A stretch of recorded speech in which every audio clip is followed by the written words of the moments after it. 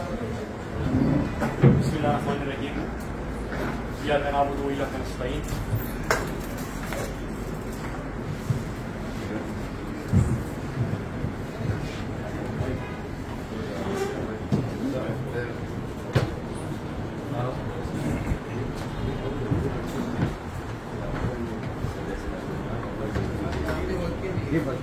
بسم اللہ الرحمن الرحیم. سب سے پہلے تو میں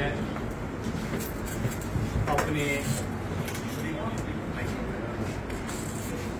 منسٹر صاحبان تیمور جگڑا صاحب، کامران بنگس صاحب، حاجی شوکت صاحب، ایم این اے صاحب، ہماری جتنی بھی یہاں پہ تاجران تنظیموں کے صدور ہیں، نمائندگان ہیں، آپ سب کو السلام علیکم. آپ سب کا بہت بہت شکریہ. سب سے پہلے میں اپنی طرف سے اور اپنی پارٹی کی طرف سے جو ہمارے بابائی تاجران، ان کے خاندان اور ان کی جو تاجر برادری کے لیے قربانیاں ہیں، ان کو خراج تحسین پیش کرتے ہیں آج اس فورم کی طرف سے. میرے دوستو، ابھی جو آپ لوگوں نے گفتگو کی، تھوڑا سا میں اس کا ذکر کرتا چلوں، پھر جو میں آپ کی طرف سے آج دعوت لے کے آیا ہوں، میں اس کے حوالے سے بھی آپ سے بات کروں گا. مائک کندہ کا دے جی نا. دوستو، یہاں پہ بڑی بات ہوئی، یہ جو عالمی وبائی تھی، گلوبل پینڈیمک تھا، اور کرونا کے حوالے سے تو نہ صرف یہ کہ تاجر برادری بلکہ پورا ملک، پورا نظام ہمارا وہ متاثر ہوا. اور میں آپ کو تھوڑا سا حوالہ دیتا چلوں کہ آپ ذرا اندازہ کریں کہ یہ کتنا بڑا بحران تھا کہ 100 سالوں میں ایک ہی دفعہ اس قسم کا بڑا بحران سامنے آتے اور دنیا کو اس کا سامنا کرنا پڑتا ہے. آپ کو یاد ہوگا کہ جب آغاز ہوا تو ان دنوں میں جو دنیا کے بہترین سیاحتی نظام تھے اور دنیا کی مضبوط معیشتیں تھیں، وہ بھی آپ کے سامنے کولیپس ہوتی گئی، بے بس دکھائی دی. لیکن پاکستان، جس کی اگر ہم بات کریں، اور یہاں پہ جب ہم اس چیلنج کی بات کرتے ہیں تو آپ کو یاد ہوگا کہ ایک طرف دنیا کے مضبوط ہیلتھ سسٹم اور اکانومیز، دوسری طرف قرضوں کی دلدل میں پھنسا ایک ملک جس نے ہر سال قرضوں کی سود کی ادائیگی میں اربوں روپے دینے ہیں، اور ہیلتھ نظام ایسا کہ کوئی بھی سربراہی مملکت وہ اپنے خاندان کا علاج پاکستان میں سر درد بھی ہو تو پاکستان سے باہر جاتے ہیں، پاکستان میں علاج نہیں کرتے.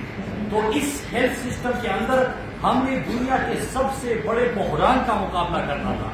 اس معیشت میں ہم نے دنیا کے سب سے بڑا بحران جس سے معیشت تباہ ہو رہی تھی، اس کا مقابلہ کرنا تھا. لیکن جیسے ہمارے ہیلتھ منسٹر نے کہا کہ اللہ کا لاکھ لاکھ شکر ہے، اور جب نیت تو یاد رکھیے گا ہماری پالیسی کس چیز پہ مبنی تھی. اس وقت بہت زیادہ شور مچا تھا، ہمارے اوپر تنقید بھی بہت ہوئی تھی جب ایک فیشن آیا تھا ان دنوں میں lockdown lockdown lockdown, اور یہ بار بار آپ کے سامنے پریس کانفرنس بھی ہوتی تھی. تو عمران خان صاحب نے اس وقت کہا تھا کہ میں نے اپنی قوم کو بیماری اور بے روزگاری دونوں سے بچانا ہے، کیونکہ پاکستان میں زیادہ تر لوگوں کی تعداد کیا ہے. آپ روزانہ آپ جب اس شہر کا باہر آپ اس سڑک پہ نکلے، آپ کو نظر آ جائے گا کہ ٹیکسی ڈرائیور ہے، ریڑھی والا ہے، رکشے والا ہے، ہماری روزمرہ کی بنیاد پہ دیہڑی دار ہوتے ہیں، وہ اسی دن کی کمائی کرنے کی چاہتے ہیں. لیکن اگر ہم نے سب کچھ بند کر دیا، پورا پاکستان بند کر دیا، ٹائم کا بھی پتہ نہیں کہ بحران کا کب تک ہے، وہ بند کر دیا، تو ان لوگوں کے کھانے پینے کا کیا ہوگا، وہ اپنے بچوں کو کیا کھلائیں گے. لیکن اس بحران میں بھی ایک اور فیصلہ ہوا، اور اس ملک نے کیا جو قرضوں کے دلدل میں پھنسا تھا. پاکستان نے فیصلہ کیا، عمران خان نے فیصلہ کیا کہ 1,20,00,000 خاندانوں کو 12,000 فی خاندان اسی کرائسس میں دیا گیا کہ اگر کسی کا ریکارڈ کا کام ہے تو اس کو بھوک سے کوئی نہ مرے. پھر اس کے بعد دنیا نے دیکھا اور ورلڈ بینک کی رپورٹ اس بڑے بحران کا مقابلہ کیا. اس میں ایک پاکستان ہے، اور پاکستان نے بہترین انداز میں اپنی قوم کو ایک طرف بیماری سے بھی بچایا، کرونا کی جو تباہ کاریاں تھی اس سے بھی بچایا، بلکہ اپنے کاروبار اور اپنے لوگوں کو بے روزگاری سے بھی بچایا، اور دنیا نے اس کو اپریشیٹ کیا۔ اس کا اندازہ شاید ہمیں اس وقت نہیں تھا جب ہم بات کرتے تھے اس کی، اور دوسرا کہ دنیا میں اس سے ایک اور ایشو جو ہوا کہ مہنگائی کی ایک لہر آ گئی، کیونکہ سپلائی چین پوری دنیا میں متاثر ہوا اور پوری دنیا میں مہنگائی کی ایک لہر آئی۔ ہم اس وقت بتاتے تھے کہ دنیا میں مہنگائی کی لہر آئی ہے، سپلائی چین متاثر ہوا ہے، لیکن روز آپ ٹی وی کی تفسیریں دیکھتے تھے کہ فلاں چیز کی قیمت اس طرح پہنچ گئی، تو وہ ہو گیا، تو یہ ہو گیا، اور جب سے امپورٹڈ حکومت آئی ہے تو آپ کو پتا ہے کہ پرواز کر گئی۔ ہم سے گلا یہ دنیا کی واحد اپوزیشن تھی اس وقت، ہم سے گلا یہ تھا کہ ہم نے پیٹرول کی قیمت میں عوام کو ریلیف کیوں دیا، گلا یہ تھا کہ دنیا میں پیٹرول مہنگا بکتا ہے، آپ سستا کیوں بیچ رہے ہو۔ یہ پہلی تنقید ہے، ہمارے اوپر تنقید آج بھی یہ ہو رہی ہے کہ آپ نے پیٹرولیم کی قیمت کیوں کم کر دی تھی۔ ہم نے کہا تھا کہ بجلی کی قیمتیں آنے والے بجٹ تک نہیں بڑھائیں گے، اور اس کے بعد آنے والے بجٹ میں پھر ریلیف دیں گے۔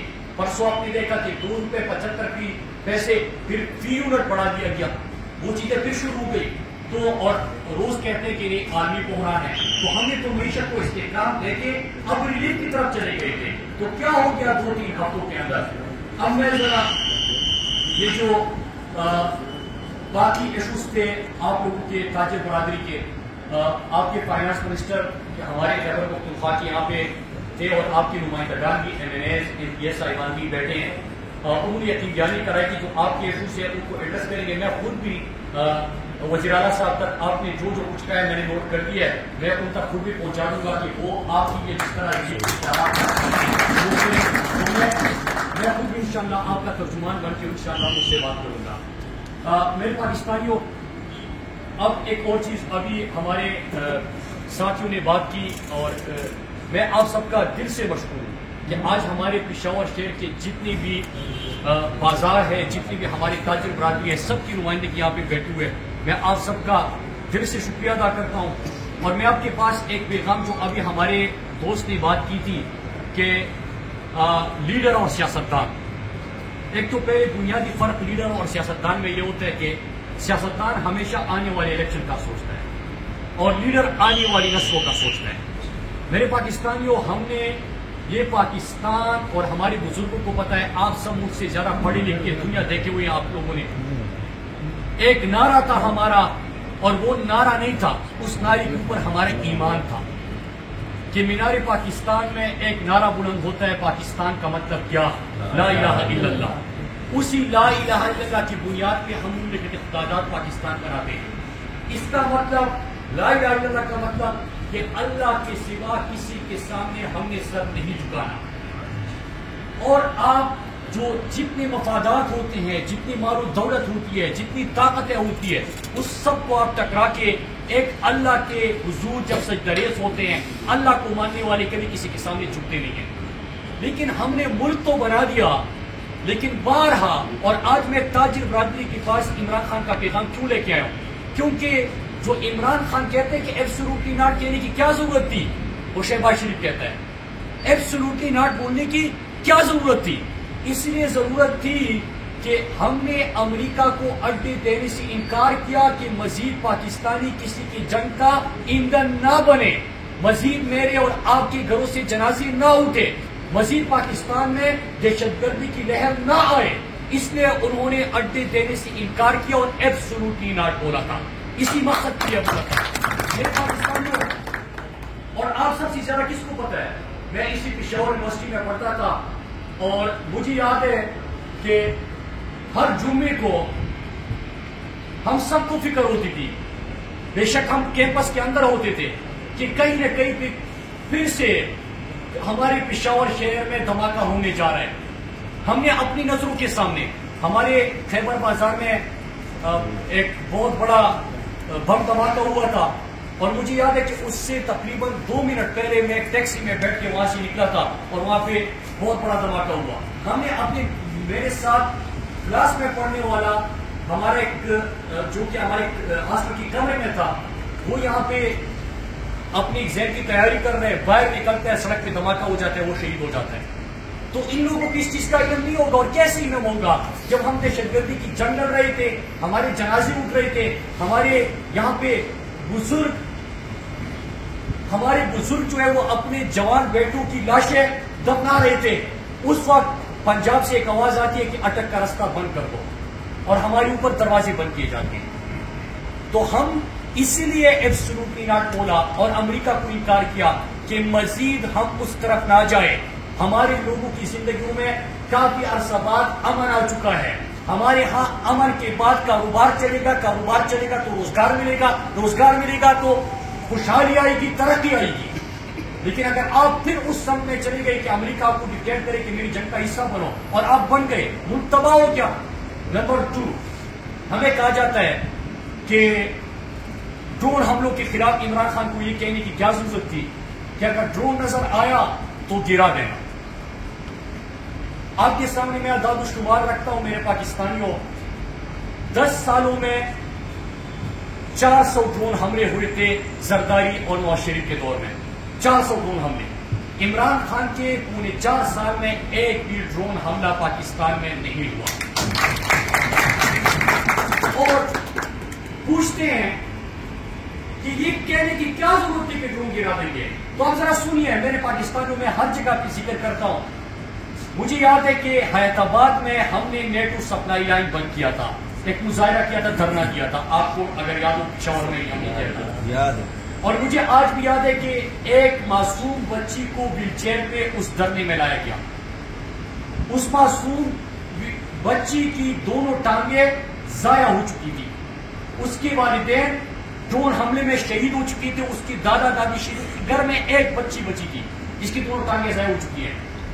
اسی لیے ہم نے کہا کہ ڈرون نہیں ہونے دیں گے کہ مزید ہمارے بچے اس قسم کا نشانہ نہ بنے. ایک باڈ پہ مدرسے پہ ڈرون حملہ ہوا تھا. ایک مدرسے میں ڈرون حملے میں 80 بچے قرآن پاک کی تلاوت کرتے ہوئے شہید ہو گئے تھے. تو یہ ہمارا ملک ہے، یہ ہمارے لوگ ہیں، لا الہ الا اللہ کے نام پہ بنا ہے. ہم کس طرح کسی کی ڈکٹیشن لیں؟ کیوں ہم آپ کے غلام ہیں کہ ہم آپ کی ڈکٹیشن لیں؟ ہم اپنی بات کریں. اور نمبر 3، وہ ایک جماعت نے سینٹ میں قرارداد جمع کر دیا کہ عمران خان نے یورپین یونین سے سوال کیوں کیا. یورپین یونین نے خط لکھا تھا اور خط میں لکھا. اور آج میں آپ سے اس لیے بات کر رہا ہوں میرے پاکستانیوں، کیونکہ آپ کا سب سے واسطہ بنتا ہے. آپ ہی ہمارے ملک کو ترقی دینے کی ریڑھ کی ہڈی کا آپ کا کام ہوتا ہے. ہم اس لیے آئے کہ ہم کسی پارٹی کی دعوت کرنے نہیں آیا. میں اپنی ملک کی آج بات کرنے آیا ہوں، اس لیے میں کھل کے کہہ سکتا ہوں یہ ہماری ملک کی بات ہے، یہ ہمارے خود مختاری اور خودداری کی بات ہے، یہ ہماری آزادی کی بات ہے. کہتے کہ یورپین یونین سے جرأتی سوال کیوں کیا. یورپین یونین نے خط لکھا تھا کہ آپ یوکرائن کے معاملے میں آپ یہ کر دیں. ہم کیوں پڑے کسی کی لڑائیوں میں؟ ہمارا کیا کام ہے؟ آپ ہمیں کیوں خط لکھو گے؟ اور عمران خان نے ان سے سوال پوچھا کہ کیا کشمیر میں جب مودی ظلم کر رہا تھا آپ نے مودی کو خط لکھا تھا کہ کشمیر میں ظلم بند کر دو؟ آپ نے جو فلسطین میں جو کچھ ہو رہا ہے کیا آپ نے ان کو خط لکھا تھا کہ فلسطین میں مسجد اقصی پہ جو ہر رمضان میں وہ دہشت گردی کی کاروائیاں کرتے ہیں ان کو روکو؟ اگر نہیں کیا تو آپ پاکستان کو کیسے خط لکھ سکتے کہ ہم نے کیا کرنا ہے کیا نہیں کرنا؟ ہم نے اگر رشیا گئے ہیں تو اگر آج آپ لوگ جس طرح مہنگائی کی بات کر رہے تھے، اگر 30% ہمیں گیس سستی مل جاتی تو فائدہ ملک کا تھا. سب سے بڑا بحران تو ہمارا توانائی کا ہے. اگر ہمیں انرجی کے کم قیمتوں پہ انرجی مل جاتی تو پاکستان اور پاکستانیوں کا فائدہ تھا. تو میں اپنا فائدہ دیکھوں گا کہ آپ کا فائدہ دیکھوں گا؟ آپ کی جنگ میں شرکت کروں گا؟ نہیں کرنی شرکت، ملک کا فائدہ دیکھوں گا.